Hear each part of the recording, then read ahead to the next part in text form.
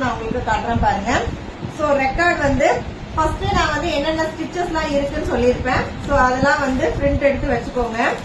அடுத்தது ஒரு வீக்கும் வந்து நான் வந்து பண்ண சொல்றேன் இல்லைங்களா, அத ஒரு துணியில வந்து ஃபர்ஸ்ட் போட்டு பார்த்துட்டு இந்த மாதிரி ரெக்கார்டுக்கு சப்மிட் பண்றதுக்குன்னு ஃபர்ஸ்டே வந்து கார்னர்ல இந்த மாதிரி ஒரு பாக்ஸ் போட்டுருங்க. அந்த பாக்ஸ் போட்டுட்டு ஒன்னும் அந்த நேம் எழுதி அந்த ஸ்டிச்சஸ் வந்து போடுங்க. அப்பதான் வந்து ஃபைனலா நீங்க ரெக்கார்ட் சப்மிட் பண்ணும் போது இந்த மாதிரி கட் பண்ணி அதுல கவர்ல வைக்க ஈஸியா இருக்கும்.